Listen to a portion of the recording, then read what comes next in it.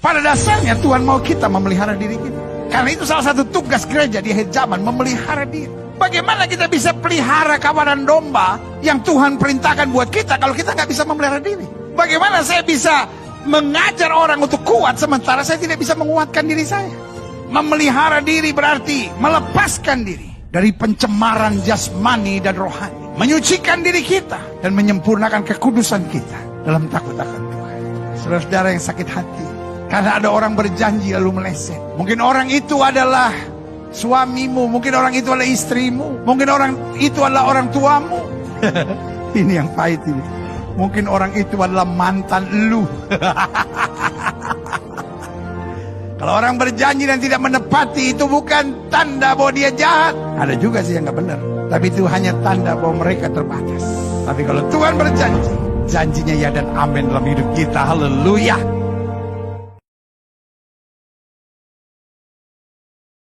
Kalau saya pernah berbuat salah, saya tidak bisa memperbaiki kesalahan saya.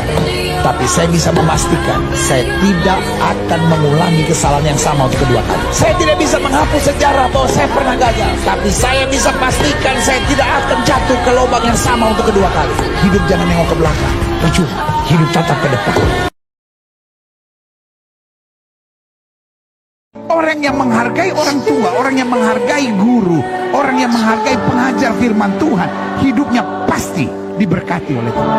Tapi saudara bengkas dalam Tuhan sekaya apapun saudara. Tapi kalau saudara kurang ajar sama orang tua, saudara kurang ajar sama guru, saudara kurang ajar sama hamba-hamba Tuhan, hidup saudara ujung-ujungnya pasti sengsara. Saya tidak bilang orang tua selalu benar, saya tidak bilang guru selalu hebat, saya tidak bilang hamba Tuhan selalu sempurna. Tapi yang saya mau bilang itu bukan urusan kita. Mereka ditempatkan Tuhan dalam hidup kita, ada tujuan ilahi.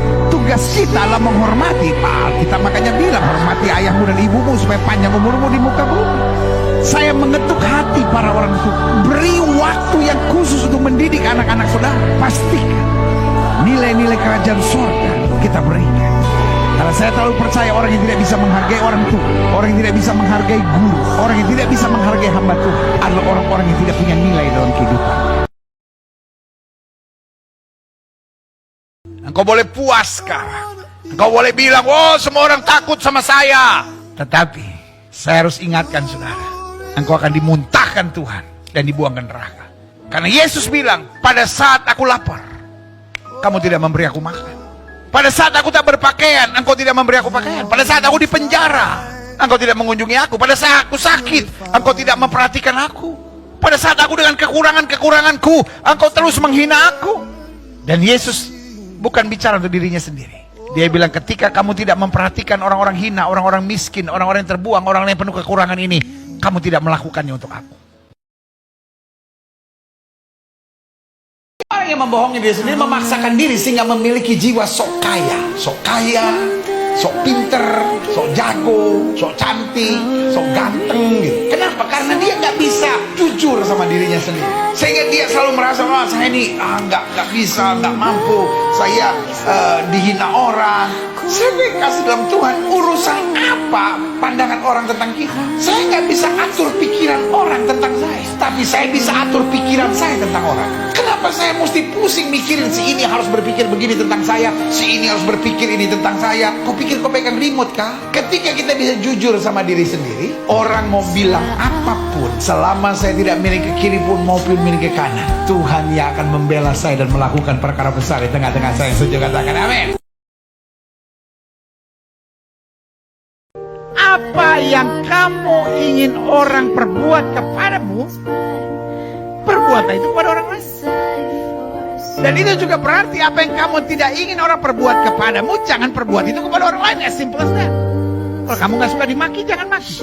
Kalau kamu gak suka diomongin orang, jangan omongin orang. Kalau kamu gak suka dikhianati, jangan mengkhianati. Kalau kamu gak suka dijahatin orang, ya jangan jahatin orang. Kalau kamu tidak suka diperlakukan tidak adil, ya jangan perlakukan orang tidak adil. Kalau kamu ingin dimaafkan, maafkan orang lain. Kalau kamu ingin dimengerti, mengertilah orang lain. Kalau kamu ingin diperlakukan secara lembut, perlakukanlah orang lain secara lembut. Kalau kamu ingin dihormati dan dihargai orang, hormati dan hargailah orang.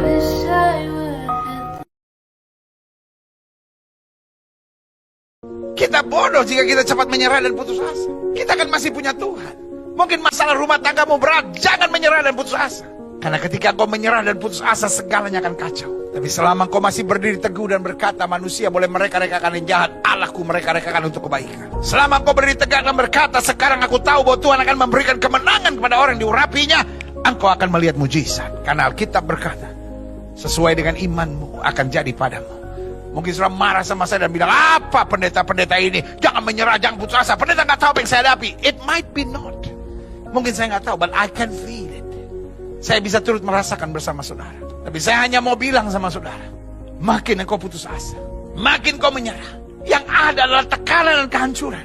Tapi kalau kau mau bangkit dan berkata, Tuhan, aku masih percaya, aku masih beriman, aku masih mengandalkan Tuhan, pasti ada jalan keluar yang dahsyat. Yang setuju katakan amin.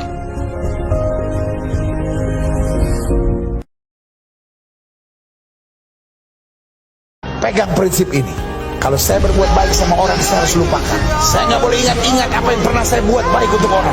Tapi kalau orang berbuat baik sama kita sekecil apapun, sampai 1 menit menjelang mati, jangan sampai lupa.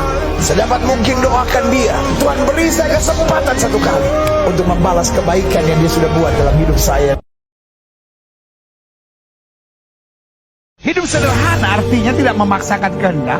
Hidup sederhana itu artinya bersyukur dengan apa yang ada. Hidup sederhana artinya dengan apa yang ada pada kita, kita berbagi buat orang yang memerlukan. Karena saya selalu katakan, di balik setiap berkat yang Tuhan percayakan kepada kita, ada 3 titipan Tuhan. Di samping segala berkat yang Tuhan sediakan, itu dapat saudara nikmati. Tapi yang pertama, ada titipan Tuhan untuk keluarga dekat kita, untuk kita dapat berbagi.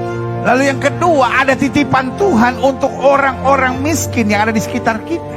Artinya orang miskin adalah orang yang lebih susah dari kita. Jadi sesusah-susahnya kita, masih ada orang yang lebih susah dari kita. Dan yang ketiga, ada berkat Tuhan untuk pekerjaan Tuhan. Ada titipan Tuhan untuk pekerjaan Tuhan. Berbuat sesuatu. Dengan engkau memberi, maka berkat Tuhan akan semakin dilimpahkan. Tapi kita memberi bukan supaya diberkati, tapi karena kita tahu kita sudah diberkati. Haleluya.